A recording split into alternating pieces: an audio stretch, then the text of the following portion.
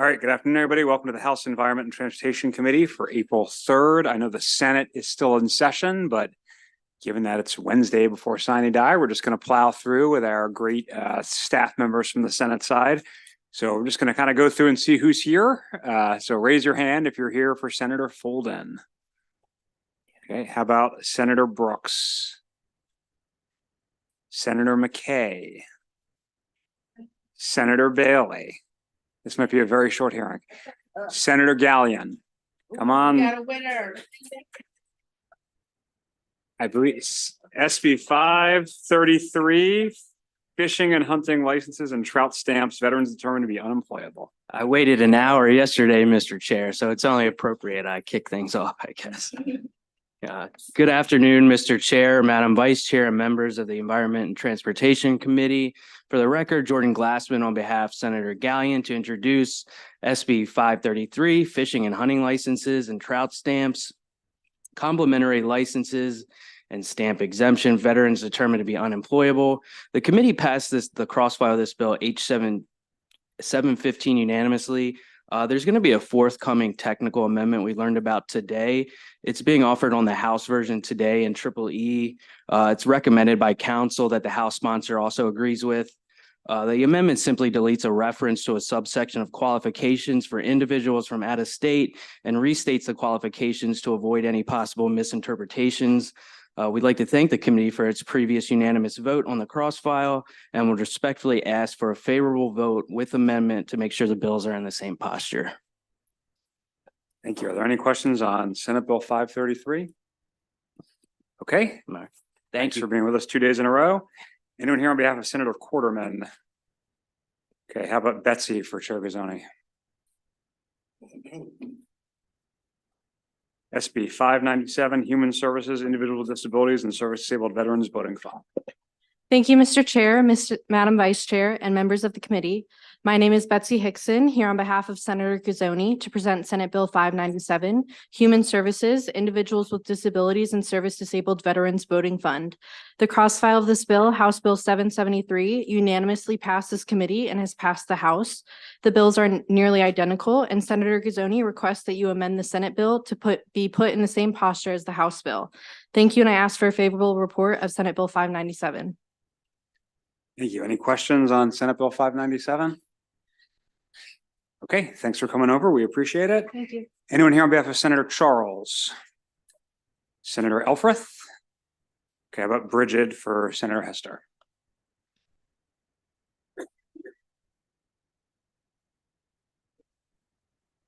SB 683, tree expert license application renewal fee alterations and insurance requirements. Yes, Chairman Corman, Vice Chair Boyce, and members of the Environment and Transportation Committee. For the record, I'm Bridget O'Toole here on behalf of Senator Hester.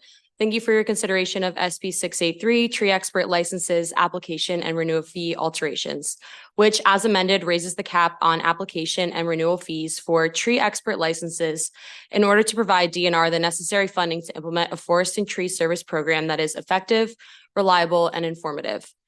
SB 683 is the cross-file of House Bill 561, which this committee voted out favorably. This bill as amended is identical to the House cross-file, aside from one technical amendment, which cleans up the code surrounding a DNR reporting requirement. House Committee Council has been made aware of this amendment and all are on board. So for these reasons, I respectfully request a favorable report on SB 683. Thank you. Are there any questions on SB 683? Okay, thanks for coming on over. Is there anyone here for Senator Carter? Is Spencer here for Senator Guile? Oh, I'm sorry. Well, sneak preview. Next up is Senator Guile. SB 730, motor vehicles, motorcycles, passenger restrictions.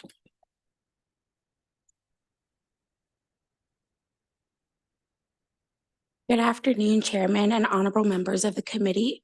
For the record, my name is, excuse me, Carrington Kelly. I'm a staffer for Senator Jill P. Carter, and I'll be presenting a cross-filed bill, Senate Bill 730. It is motor vehicles, motorcycles, passenger restrictions. The cross-file on the House side would be House Bill 102, sponsored by Delegate Miller. This body has already passed the bill unanimously, and there are no further amendments. For this reason, I would urge the committee for a favorable report on Senate Bill 730. Thank you. Thank you. Are there any questions on SB 730? Okay, thank you. We'll turn to SB 740 if Spencer for Senator Giles here. This is Nick's Law, operating a vessel while under the influence of alcohol enforcement.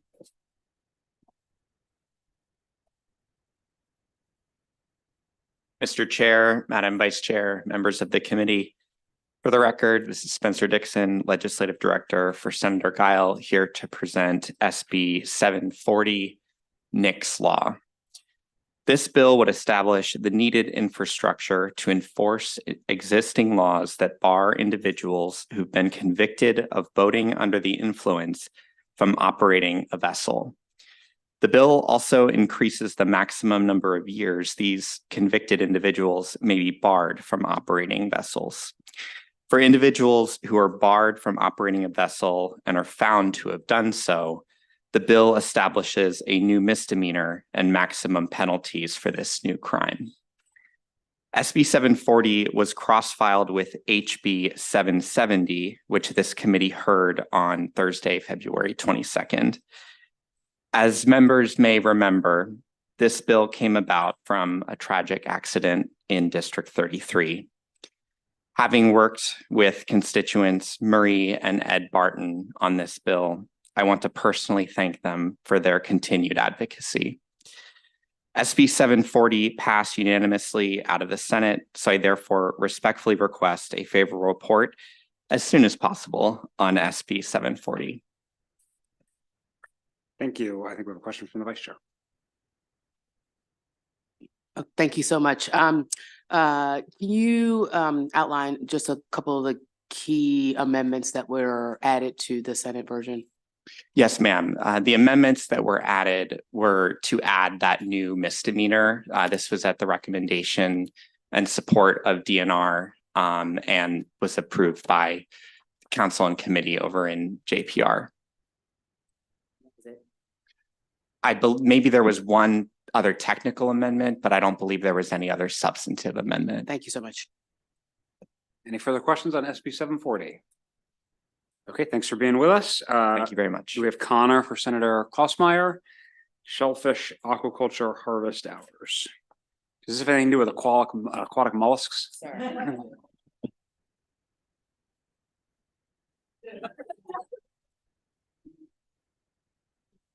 Thank you, Chair Corman, Vice Chair Boyce, and members of the Environment and Transportation Committee for the opportunity to present Senate Bill 879. For the record, my name is Connor White, and I'm here on behalf of Senator Kathy Klausmeyer. Senate Bill 879 is a cross-file to House Bill 857, which has passed both in this committee and on the House floor. The two bills are in identical posture. Thank you, and I ask for a favorable report on Senate Bill 879. First questions from Delegate Jacobs. No? Okay. Delegate Guyton. I have tons of questions. Thank Okay. you, Connor. It's great to see you. Good to see you as well. Any additional questions? All right. Thank you very much for coming on over. I think we now have some from Senator Bailey's office here.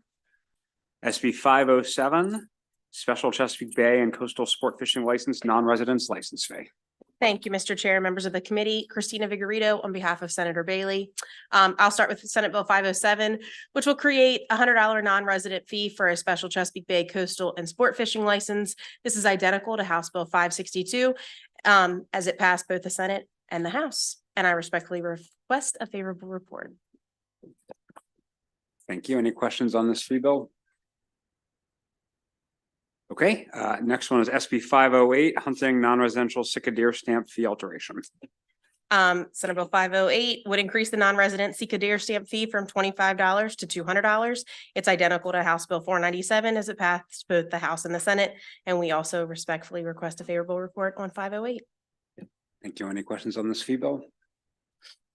Okay, thanks for coming on over. I see Thank you, we Mr. Chair.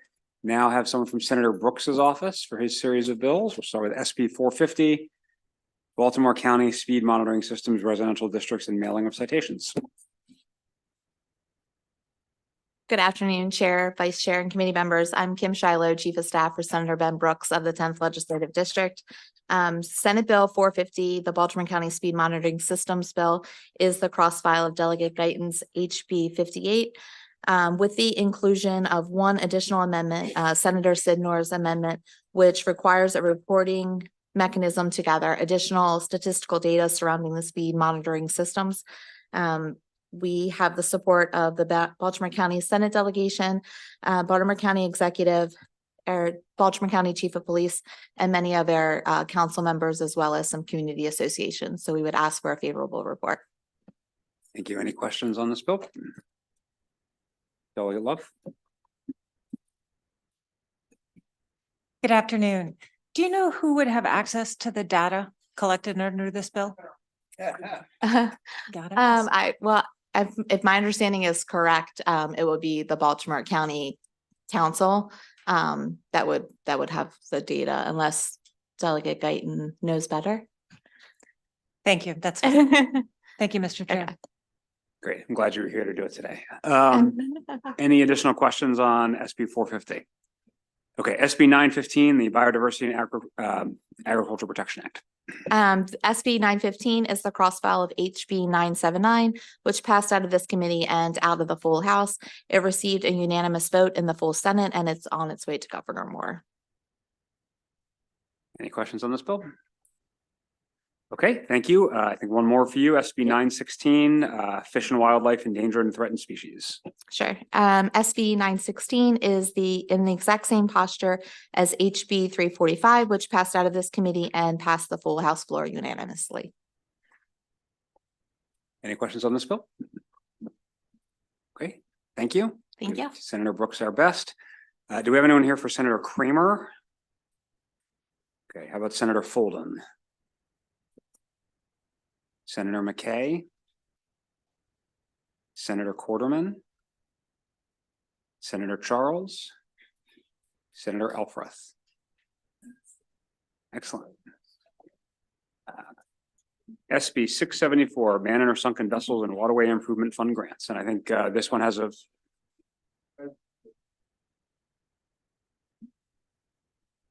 great time. We have a couple people joining us here. Yeah, this one has witnesses, Dylan, Delegate Arentz, and Mr. Barriano.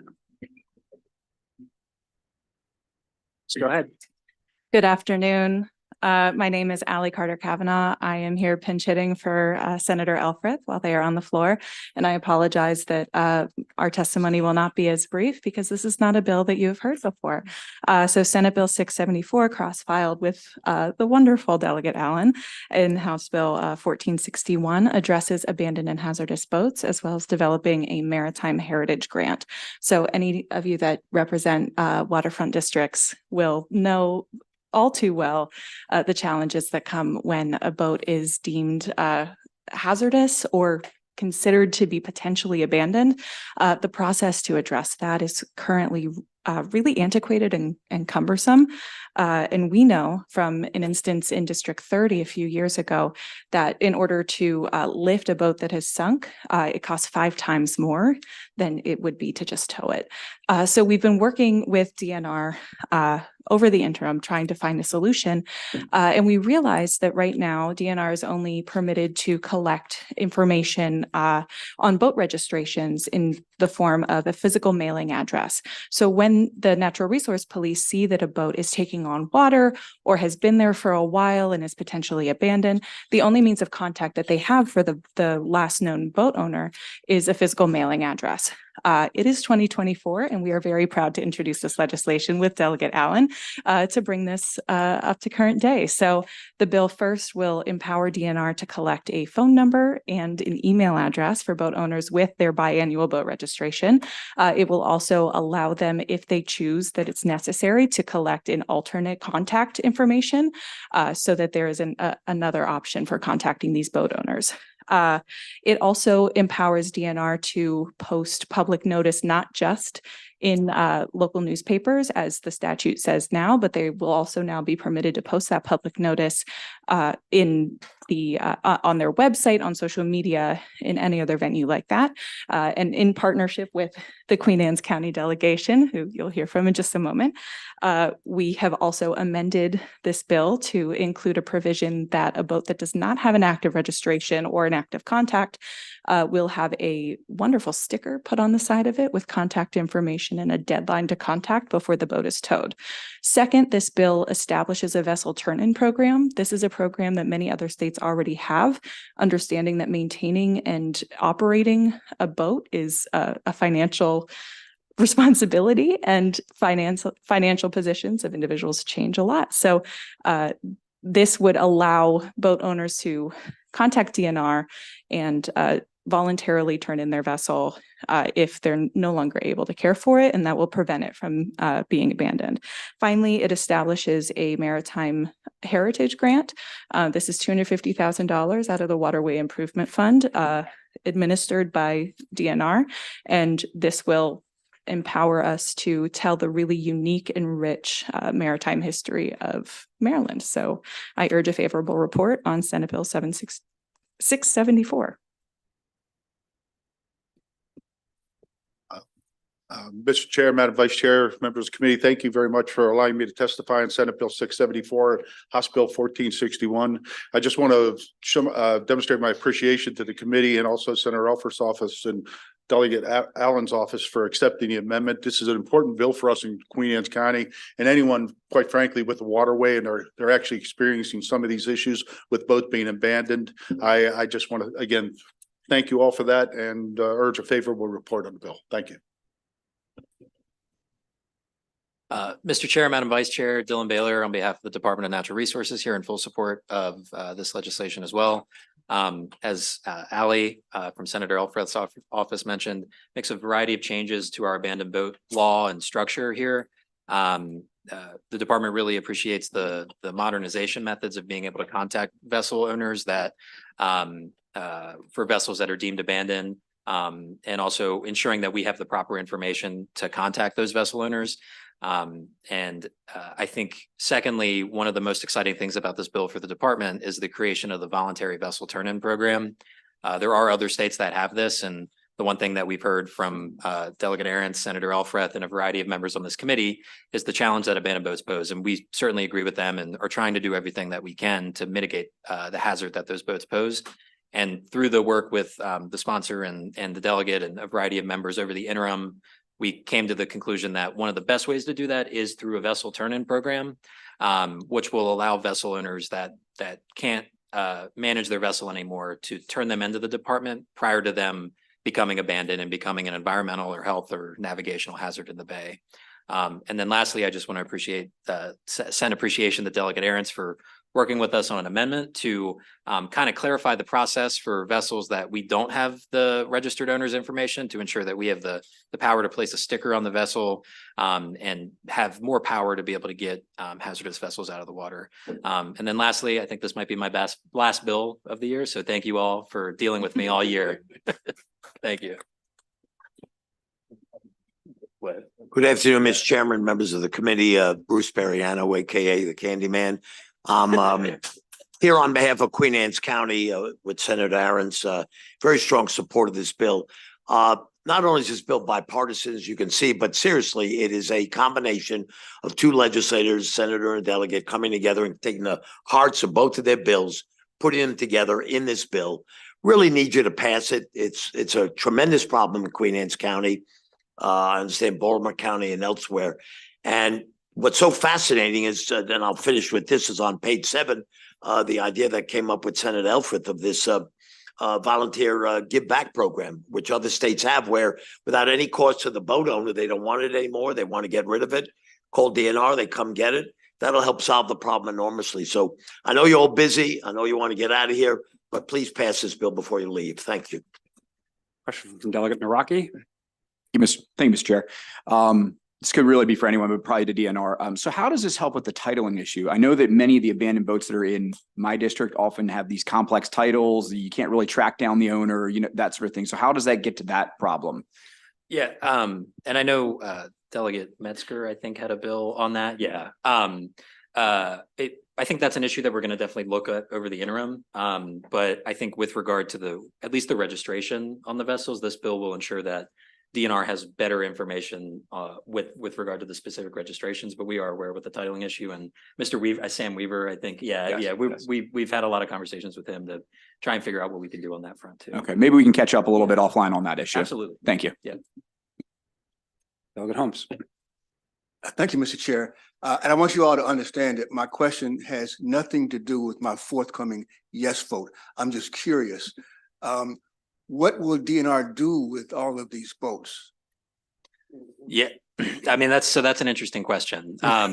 There are right now in Mattapique, Maryland, the department has a facility where we store all these vessels that we get. Because they are fiberglass, most of them are fiberglass, it's really difficult to actually recycle them. But usually just disposal, you cut it up into small enough pieces and then dispose of it. I'm just curious. Yeah. Thank you very much. Thank you, Mr. Chair. Delegate Foley.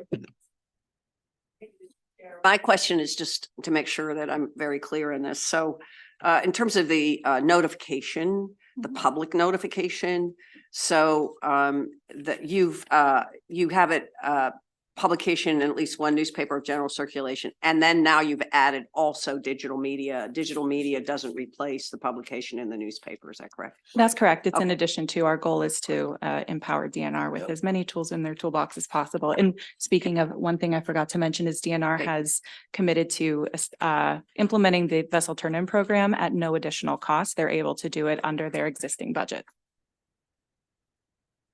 Delegate Davis. Thank you, Mr. Chair. I am looking at the fiscal note and I'm trying to figure out why the money is necessary. What you say, why the plan?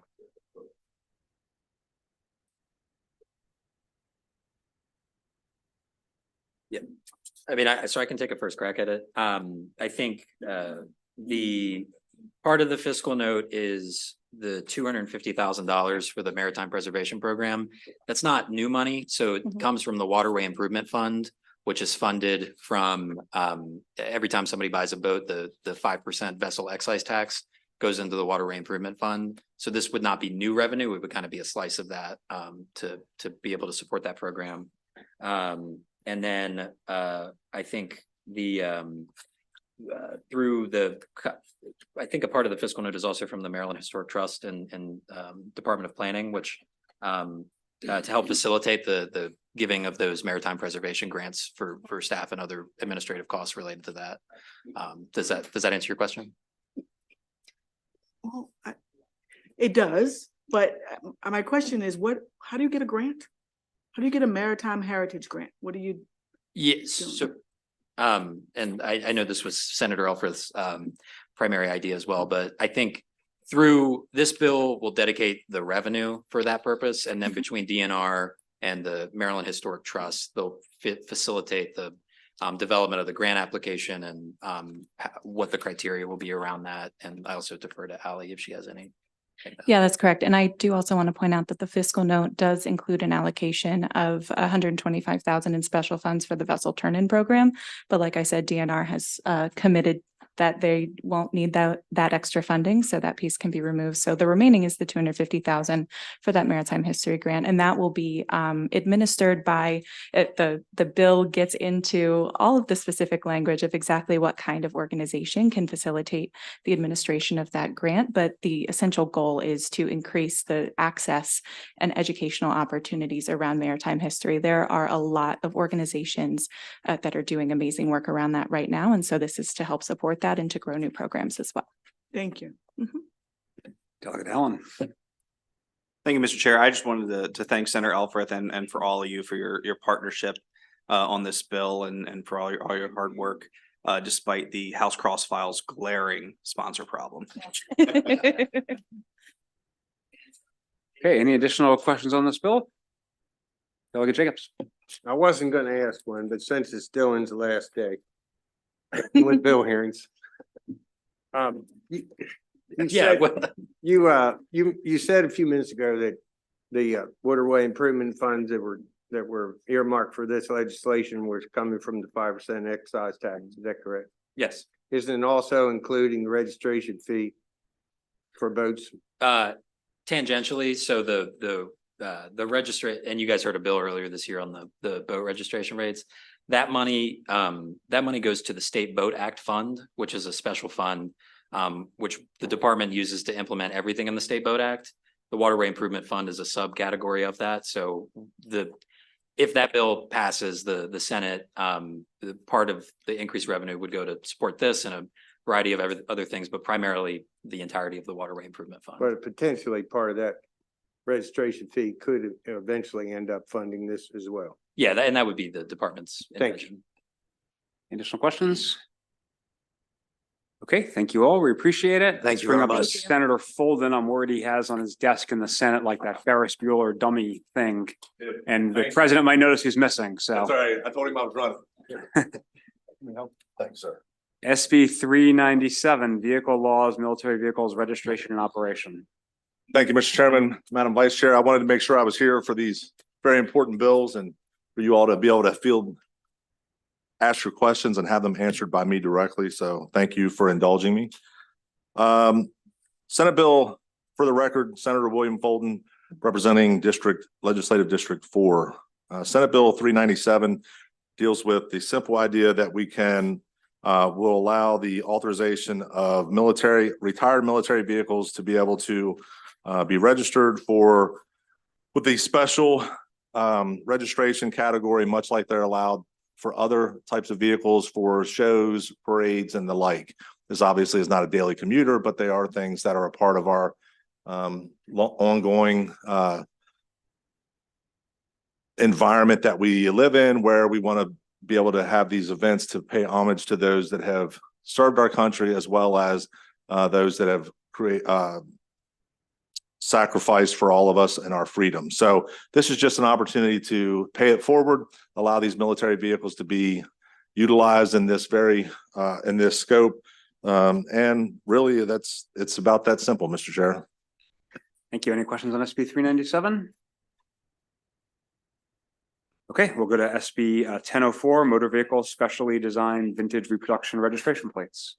Thank you, Mr. Chair, Madam Vice Chair, esteemed members of the ENT Committee. It's always good to be back. For the record, Senator William Folden, Legislative District 4. The bill before you today is going to be your easiest vote, easiest bill of the year. This bill will actually make money. Not many times can anybody come in here and say that. This bill simply allows the Motor Vehicle Administration to now issue the tags that are, you may see them, the gold plates or the yellow plates that have the black. They're the vintage tags from when the original, they are similar to what the original tags looked like in 1910 when the Motor Vehicle Administration issued its first set of tags. Motor Vehicle Administration was established in 1906. They allowed people to have their own makeup. They gave them a unique number and they had to put it on their vehicles. As time went on, there was differences of how these numbers were being applied. So the first actual standard tag that was established was 1910. That tag was gold with a black lettering. This is the same opportunity. These tags were issued, I believe, in 2013 or 14 for 1 year and 1 year only. What this bill does is it simply allows these tags to be brought back and put into production, and these tags would be a revenue generator. A lot of people that are in these collector cars and the like also would like to be able to have these tags available to them for registration. And with that, I would submit for a favorable report on SB 1004. Great. Thank you, Senator Folden. A lot's changed since you were here. We're actually a revenue committee now, so we have lots of bills that raise revenue. Oh, Madam great. Vice Chair. Thank you. Yes, ENT. Thank you, Senator, for this bill. The question about this, and I know you may have been, it's not in testimony, but have been probably addressed by the Bay Plates and the Ag Plate folks about this and how this may or may not hurt them. But is there not a way to do this through the kind of vanity plate within MVA? So I think we had we had a discussion with MVA and the idea of not making these readily available like you can with the Bay or the farm tags, the ag tags. and have them be that similar process where you have to put in a request for this tag and then it gets sent to you. That way, there's not the immediate, I think that was their concern, is that it was going to be something that was immediately available, you know, like the Maryland flag tag and the Bay and the ag. And I do want to remind the body that there was only 900 and I believe 74 of these issued, about 1,000 of them issued during the first go around of this. And what you're seeing is that people, you can't get them now. You can't, if people don't renew it, it goes away. They can't get the tag again. So this just opens it up an opportunity for our vintage registration plate, the first one we had, to continue to have that and pay homage to that. And who would be purchasing this? This folks who just have vintage? I mean, you don't have to have vintage cars. I mean, So a lot anybody of people, can buy it. anybody could buy them. They could go in any vehicle. There's no specific type of vehicle. So, and as far as the, you know, again, the ag tag and the Bay tag and being sensitive to their concerns, this isn't a huge, like I said, in 1 year of this. Now, obviously people didn't know that it was only around for 1 year and they went after and tried to get them and couldn't.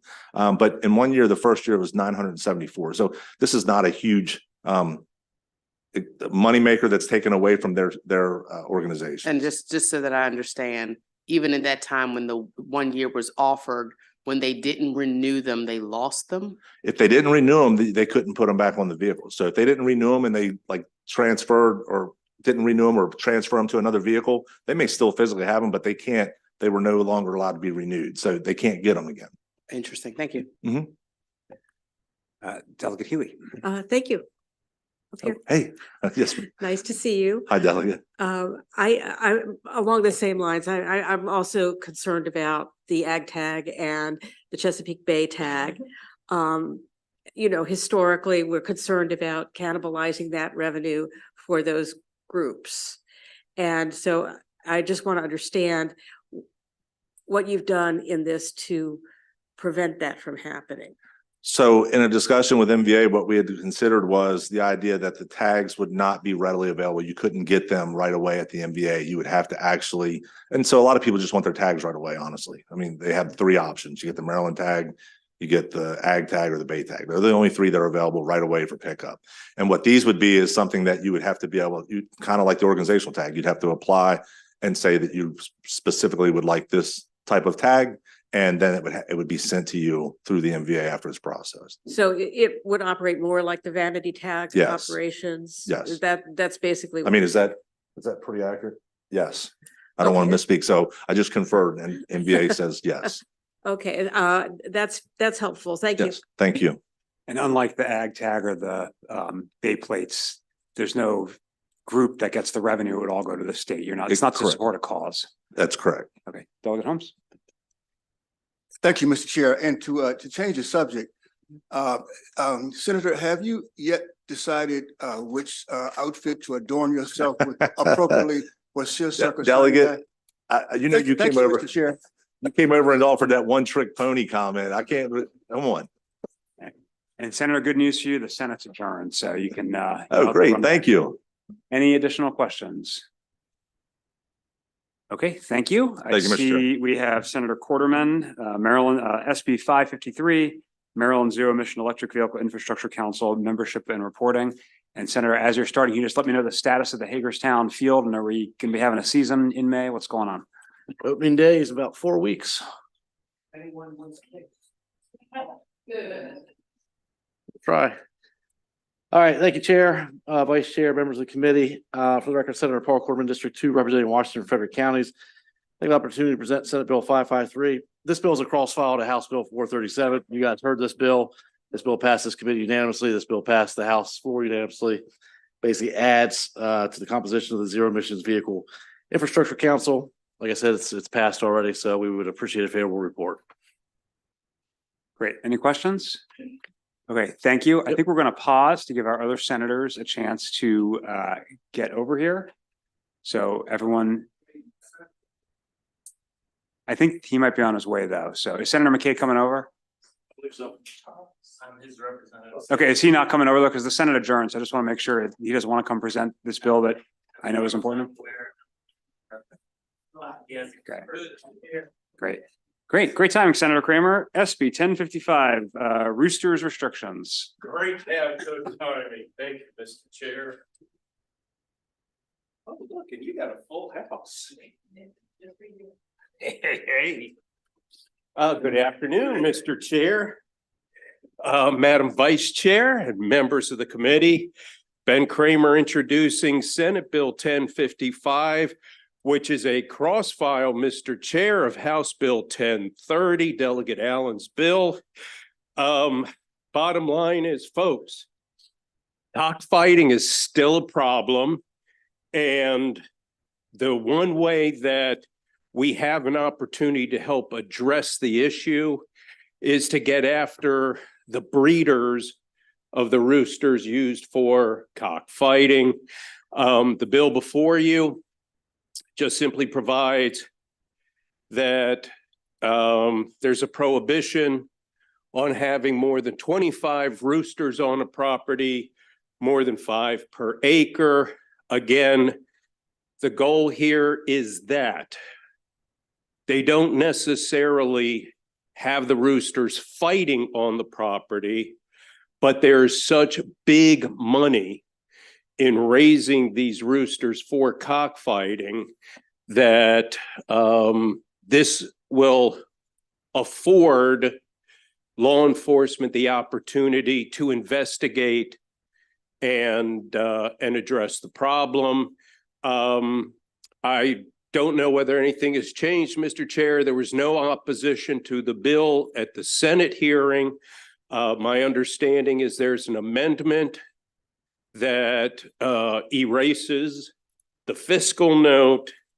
And with that, Mr. Chair, certainly would welcome any questions from the committee. Hey, folks. Good to see you. Senator Kramer, that's the shortest speech I've ever heard you give. Delegate Allen. Thank you, Mr. Chair. Senator, thank you for your partnership on this cross-file. I appreciate it. I just want to clarify, you mentioned too, this is going to kind of give law enforcement, local law enforcement, an opportunity. So to clarify, at this stage on the current law enforcement cannot do anything if they stumble upon a property and they have roosters that are being bred for these purposes. That is absolutely correct. All right, thank you. Yeah. Delegate Siegler. Thank you, Mr. Chairman. I just wanted to ask you, what would the size be of a rooster breeding operation? I mean, I assume it's bigger than, you would have changed the numbers if it wasn't much bigger than what you're allowing, but. I think that the logic behind this is probably multiple fold. One, because, and there's significant, there are significant exemptions in the bill for people who might legitimately have a reason to have a large quantity of roosters on a property. But I think this is, the number that's in here is reflective of if you have a legitimate reason and you fall under the multiple exemptions, that's fine. Other than that, there's no reason to be having that significant number of roosters.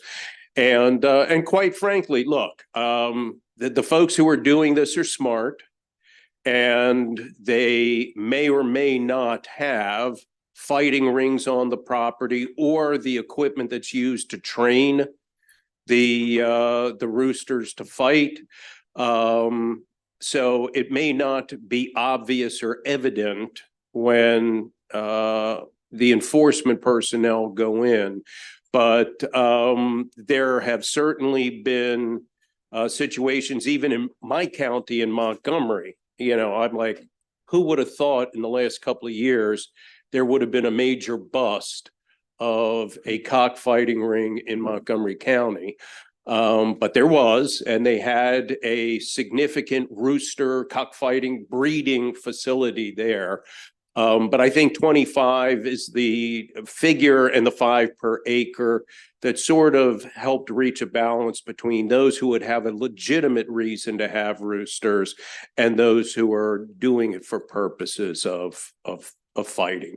So it sounds like this gives law enforcement the opportunity to dig into where these roosters are going if somebody did, yeah. Thank you. All Yes, right, that's thank you. exactly correct. And again, I'm sure you all understand, this is a very brutal and ugly animal welfare issue. Absolutely cruel, barbaric to the roosters.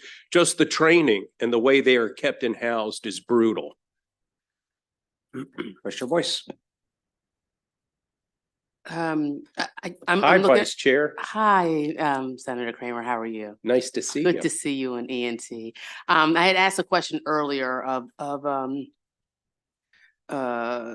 someone regarding the authority. I'm looking at the fiscal note and it says it's authorizing MDA to work in cooperation with local animal control officers and law enforcement. And that is to say that currently local law enforcement and local animal control officers cannot enforce MDA's law without this bill. And that is what I'm trying to get to, or they can't coordinate currently.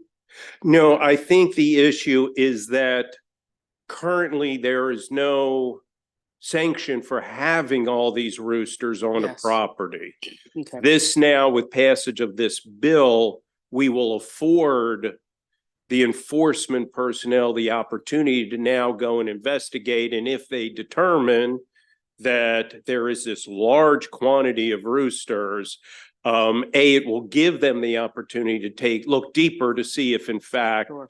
there's any indication of there being fighting. But right now, there's nothing they could do. They could see a property that's got 100 roosters and they know for a fact they're being bred for fighting, but they can't act on it unless they actually find indications of fighting equipment and or catch them actually fighting. Mr. Chair, can I follow up?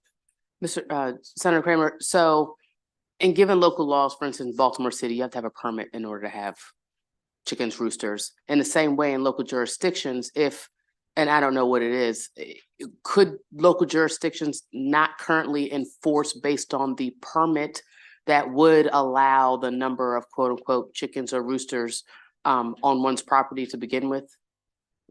Just as a I'm not clarification. sure I understood the question. Are you asking, could local jurisdictions They usually have their regulate. own Yeah, they usually licensing? regulate. Or I suspect that might be possible, but I don't think you would be then pulling in state agencies working in cooperation with local.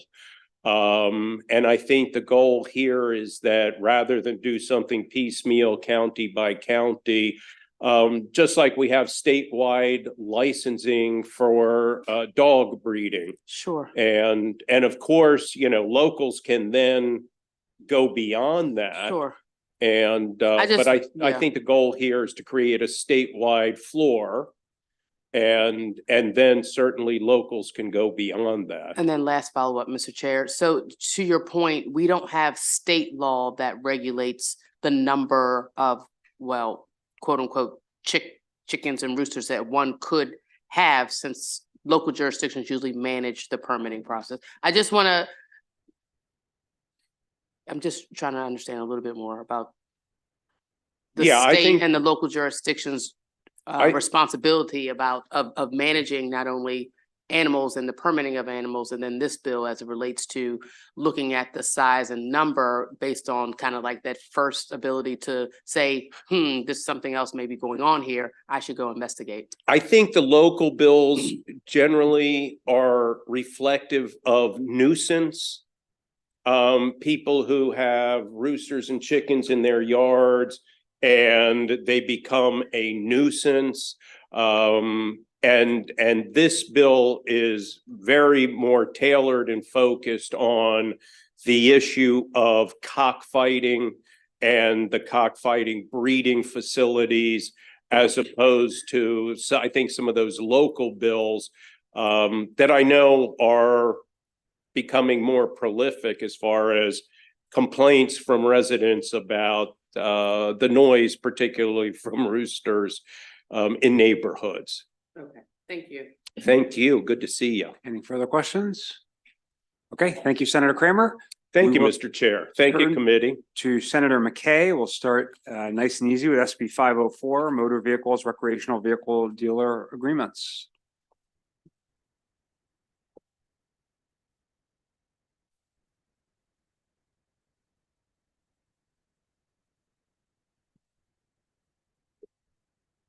Thank you, Mr. Chairman, for your grace.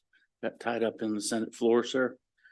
Senate Bill 504 is a bill that is in the same posture as House Bill 605, passed the House 137-0. And it basically is legislations that deal with motor vehicles, recreational vehicle dealer agreements. It's basically the same as last year that passed as well, sir. Great. Questions on this bill? Okay, let's move on to SB 837, Deep Creek Lake, lower lake levels requirement and impact study. And your former delegate, Delegate Bites, will hit me up on this on my cell today. So he's doing work for you. Thank you very much. May I bring up Les Knapp from MDE to hear any kind of questions that you might have for him? He's not to testify, just for questions, sir. Well, Mr. Chair, Ms. Vice Chair, members of the committee, Senate Bill 837 is a cross-file of House Bill 910 that you all heard on February the 6th. And it had to do with requiring the Water and Science Administration within Maryland Department of the Environment to have Brookfield Power, Piney and Deep Creek LLC lower the levels at Deep Creek Lake for a period of time to conduct a study that would determine the impact on surrounding environment when the lake is lowered. This study would go for the next 4 years from 2024 to 2028. The bill did pass the Senate 47-0. However, there is a amendment that I have provided the committee, amendment 103022/1. Thank you. I knew that. I missed that in the Senate. We don't do that. So anyhow, so it's very important that that particular amendment gets added to Senate Bill 837 if it is your all's prerogative to pass 837. There was well, if I may I have Mr. Knapp explain that amendment, please? Mr. Chair, Madam Vice Chair, members of the committee, Les Knapp from the Maryland Department of the Environment here. We were asked, we do not have a position on this bill, but we were asked to provide some technical assistance and input as the bill was being amended in the Senate. MDE did offer some thoughts and suggestions on these amendments to address some concerns that had been raised, both with making sure that Brookfield could remain within the confines of its permit to operate on the lake and control of lake levels, and to give a little bit of extra security if the lake levels were lowered. The amendments do have an additional technical correction that we would need to discuss. I would be happy to go into detail here, or if the committee were so inclined, hold out till the Environment Subcommittee if it wants to be discussed. That's fine. We'll defer to the subcommittee if that's what they would like. If I may then, there were some concerns during both your hearing and the Senate hearing as it had to do with the whitewater community. At the Senate bill hearing, we actually gave an amendment that would take into consideration the whitewater community. There's approximately 60 outflows that the whitewater rafting community relies on. They're an integral part of our community. All the stakeholders are important, and so we would like that to be taken care of there. I'd just like to say this is an impact study. Yes, it has to do with lowering the lake. However, we've taken in consideration MDE, DNR, we believe with all the stakeholders to be able to fix this. So this is the 100th anniversary of Deep Creek Lake. For 96 years, the lake was lowered within the band rule. That is the MDE permit that they have without a problem. It's only the last 4 years that we've had some difficulty lowering the lake. We have Garrett County government, MDE, DNR delegation, either in support or a no position support, no position, that we believe that this will not violate MDE's permit for Brookfield. And we would just say that over the last 4 years, there has been funding for the lakes, where we've been able to do some of the dredging projects to see if they're going to work. And unfortunately, it took us 6 months to get approval to lower the lake for that project. As you all well know, Garrett County's winters come quickly, like the day after July 4th, and then come back for the summer, July 3rd. Now, obviously, that's an exaggeration, but we do, as county government, be able to do these projects. We need to be able to lower the lakes and understand how we're going to do this. So I'll answer any questions that you may have. Thank you. Looks like a number of questions. Start with Delegate Lehman. Thank you, Mr. Chair.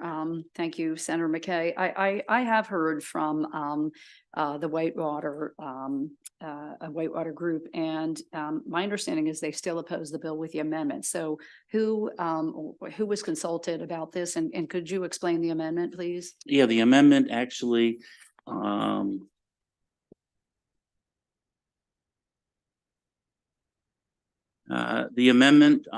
page 2, line 9, it adds and then on line 20, lake, adds a subsection 3, the whitewater industry, and that this 4-year study on page 3, line 9, adds that the analysis of the impact of the lower lake levels on the whitewater industry.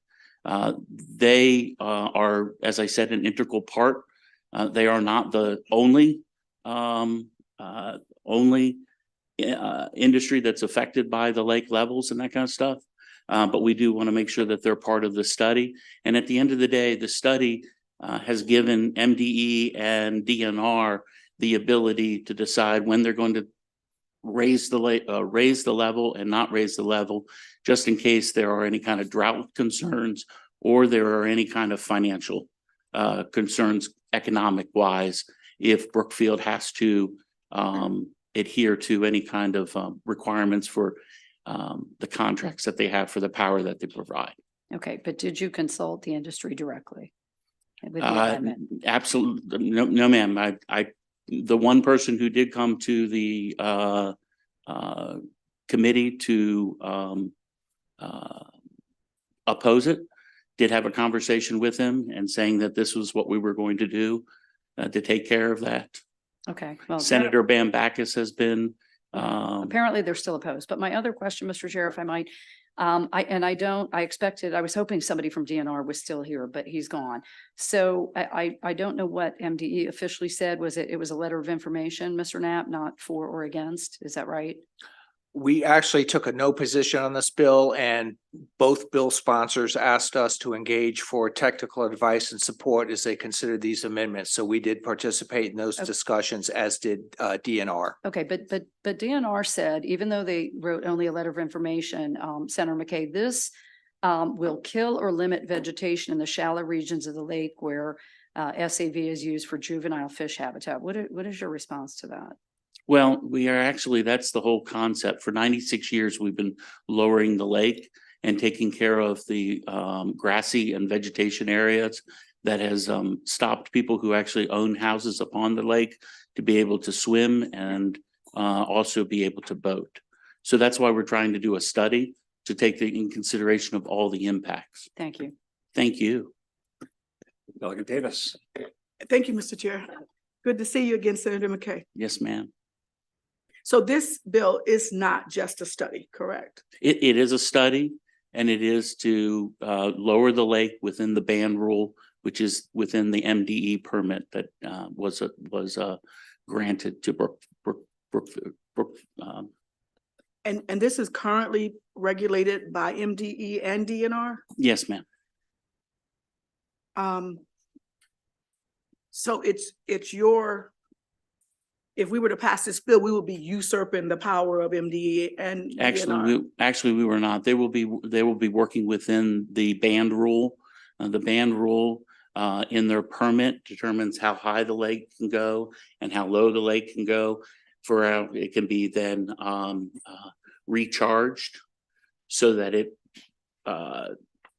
Brookfield's commitment for power does not get compromised. There is actually within the permit an emergency provision if they go below, and we're not even at that position in the permit. So we're not usurping.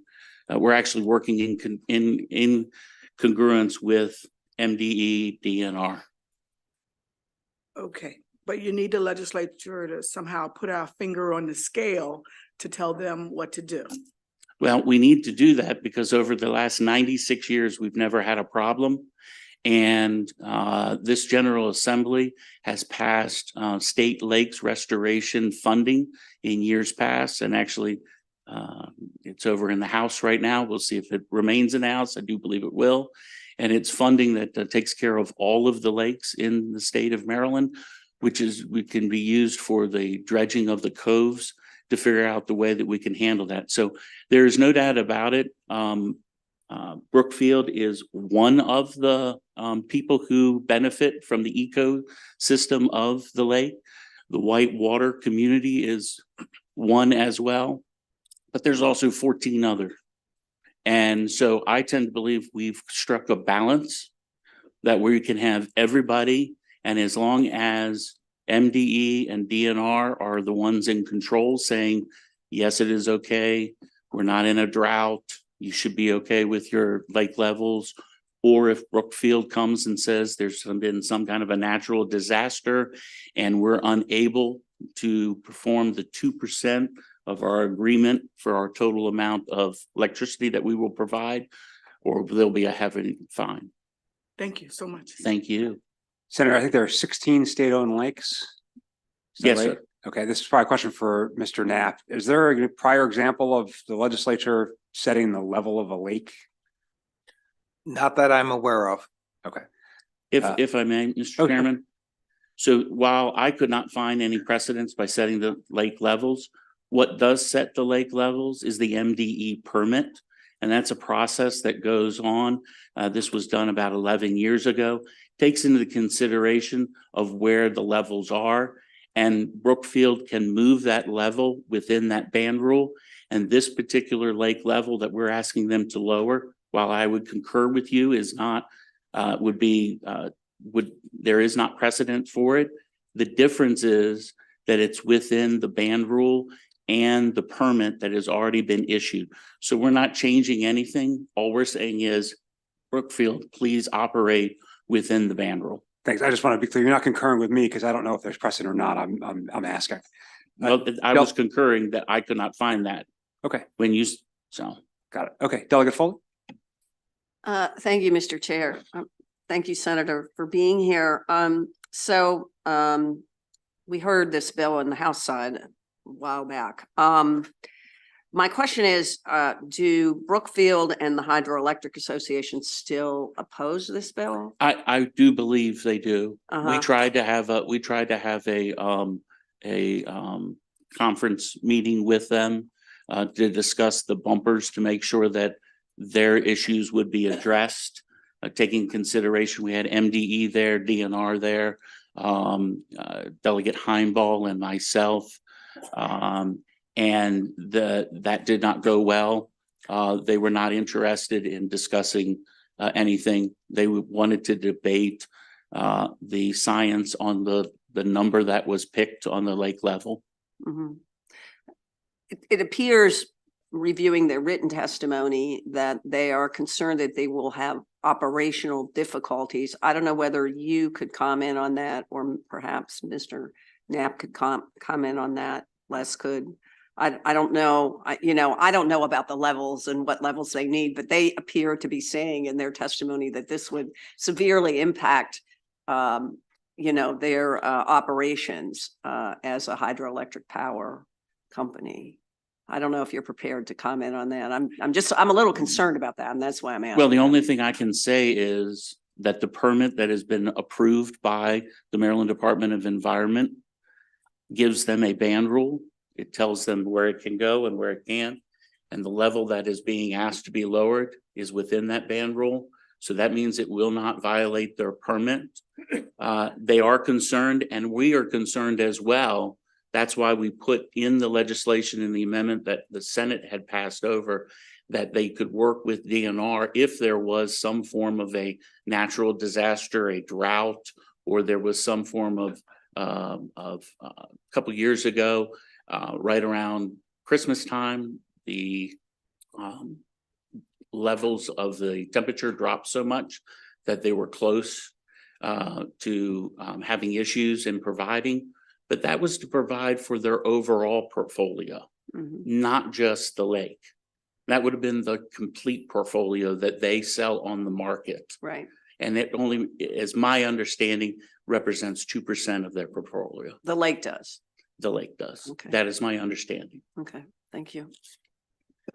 So absent the bill within the band, does that change by the season under the permit? This might be a question for Mr. Knapp, or is the band year round?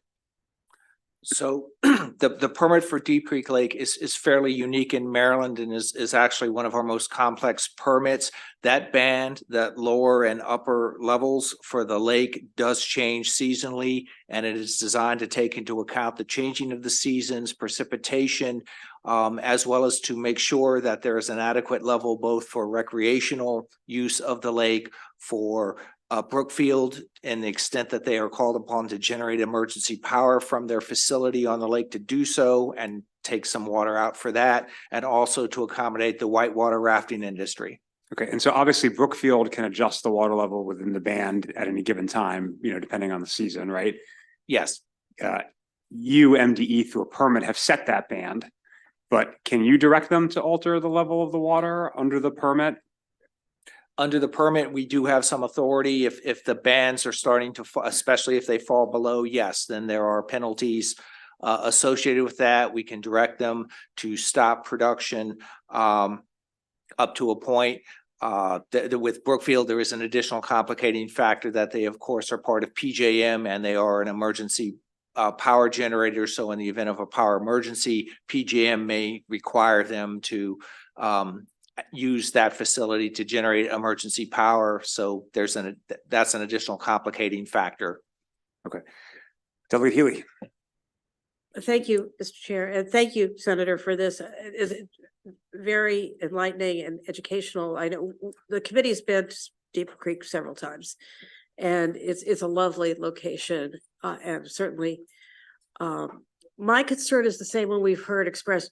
The Brookfield, well, actually, the lake was created for hydroelectric power in the first place. So that seems like the opposition from Brookfield is very concerning, because we're also looking at trying to find, this is one of the very few sources of electricity that we have that is so clean and natural that I hate to put it in jeopardy or to be worried about it in any way. And so I wanted to ask, in the development of this legislation, have you brought into discussion not just Brookfield, but the state agencies that deal with energy, with the Public Service Commission, and those that, looking at globally at the state portfolio of various sources for energy operations? So I have not contacted the PSC over this. If I may, we are only asking them to lower the lake to a permit that they have already agreed to and have gotten approval for. So we are not jeopardizing, I hear what their concerns are, but we are not jeopardizing their permit. And we have baked into the legislation to address their current concerns when it does come to, can they not provide the power that they have contractually agreed to. So I would stand with you 100% and be concerned if we were trying to go lower than the band rule. I would say that if we were trying to work outside of the permit somehow, I would say that if we had part of the legislation that did not have MDE and DNR trying to work on the issue. I have a timeline that we've had. I do believe I submitted it on the Senate. I'll see if I've submitted it on the House side. It's a timeline that we started when I first became a senator on January 23rd. And 1, 2, 3, 4, 5, 6, 7, 8, 9, 10, 11, 12 different times through having a meeting or emailing with Brookfield to lower the lake so that we could do a dredging project that the county had been approved for, that this body, General Assembly, approved. It took until July 24th to get that.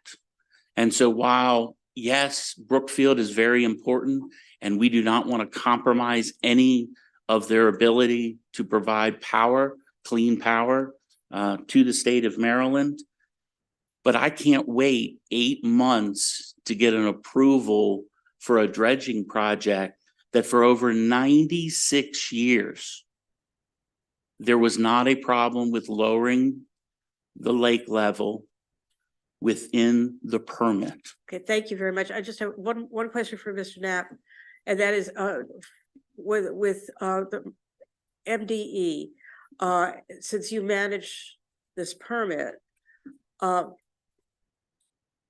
if do you have the ability to change those levels? So, I mean, it's been working like this for a long time.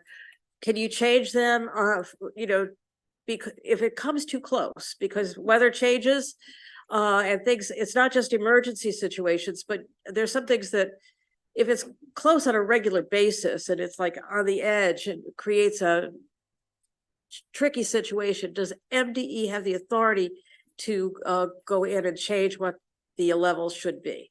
So one of the amendments that are offered by the sponsor would give MDE, our Water and Science Administration, explicit authority that if we felt it was getting close, to put a freeze on lowering the lake level for the study and say, do not do it, you're too close to the boundary, if we have those concerns.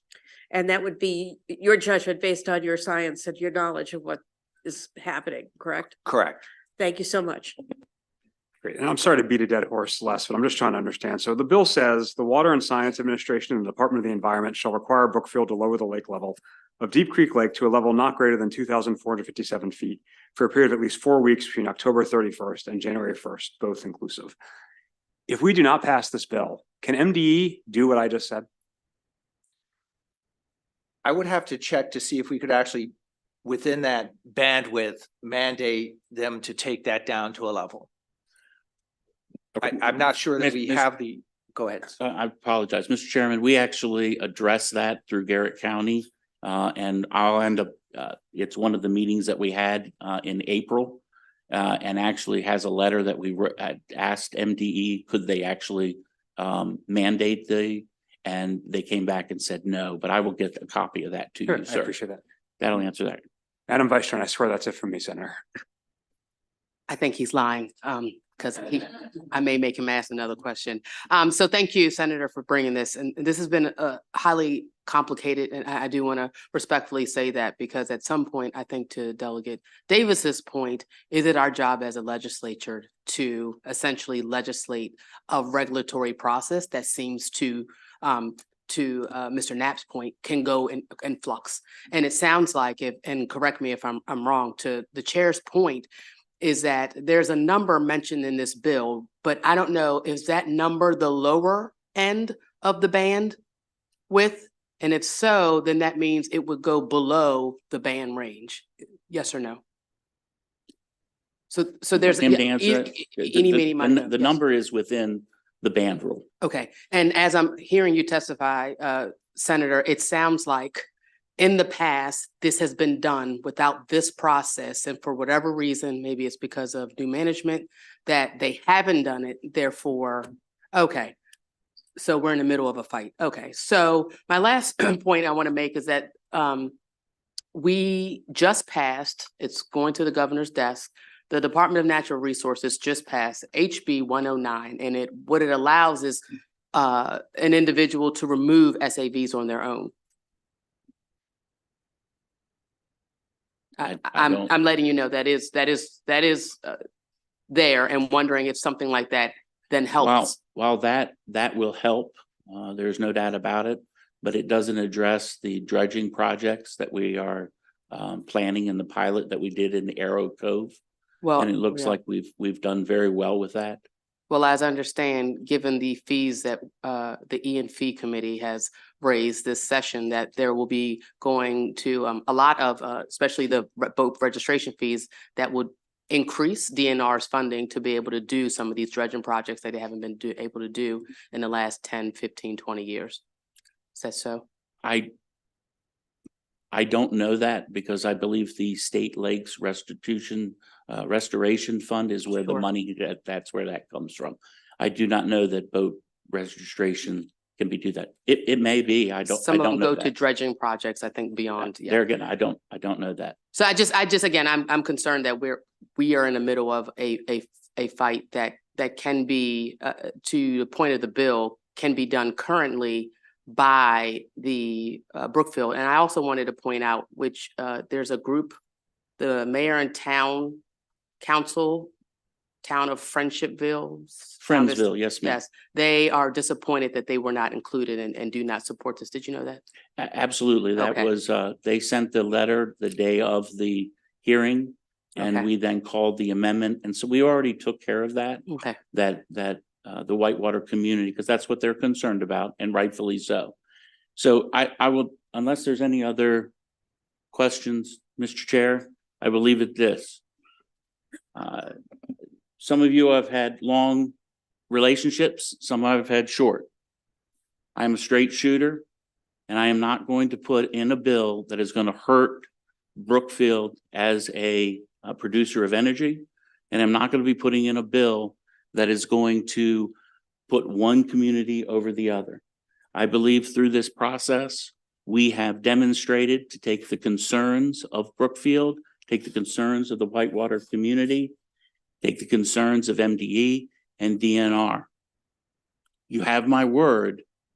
We will do what's best to make sure that Brookfield is not hurt. And giving the ability of MDE and DNR to call off the study, I tend to believe will assure that my commitment is there. I've been a straight shooter with you, sir, and you've been a straight shooter with me, and I appreciate that. And I just ask that while you are being asked to be brought into a disagreement, I tend to believe that our side has demonstrated a commitment and a ability to try to meet in the middle and try to rectify the problem. Thank you, sir. Thank you, Senator. I think, no one here is questioning your intentions or I your don't- goals. I I don't. think legislation often has unintended consequences, and part of the process we go under here is to try to reduce those unintended consequences. So And I understand that, and I stand on my record, sir. So thank you. appreciate you coming over. I believe that concludes that bill hearing. We do have one more from a very patient aide to Senator Charles, SB 672, vehicle laws, automated enforcement citations and notices, mailing addresses.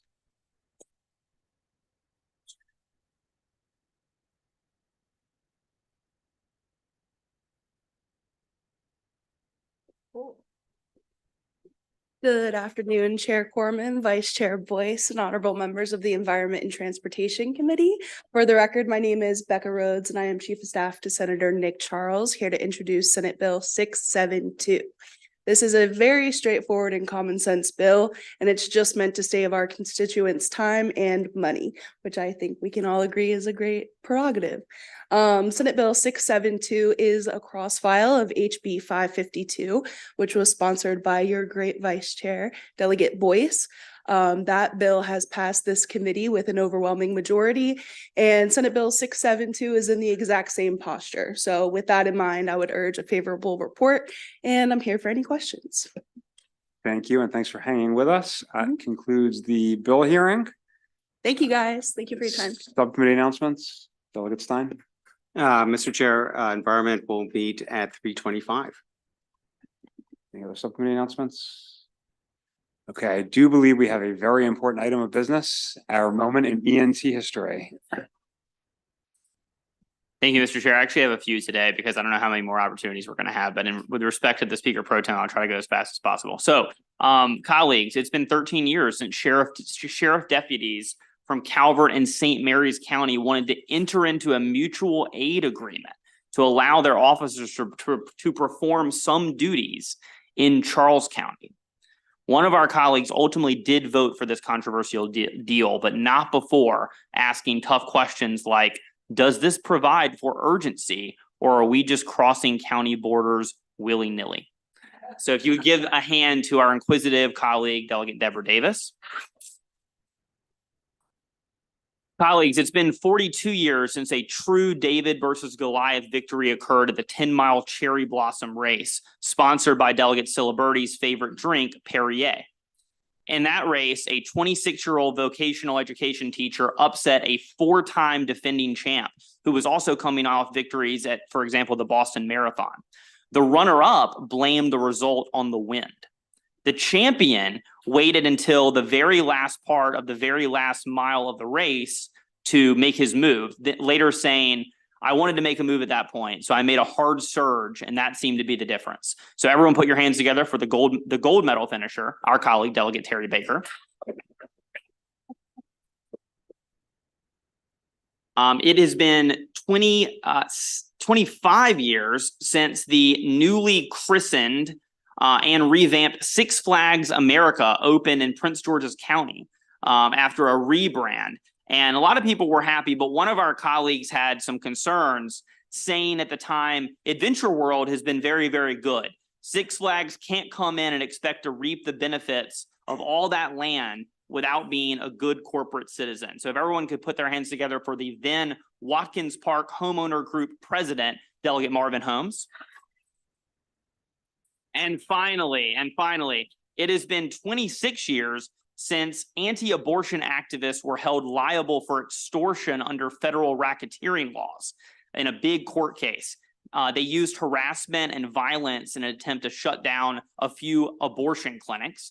And so no matter how you feel on that very controversial issue, I hope you'll join me in applauding one of the attorneys who worked on that lawsuit during her last day of bill hearings as a delegate, Sarah Love. Excellent. Does anyone remember when Adventure World was called Wild World? Yes. All right. Any additional announcements? So tomorrow, obviously we'll have a floor session in the morning. Then I think some subcommittees will meet after floor, and then we'll have a voting session before the second session. And we have floor at 4 o'clock today. Thank you all so much.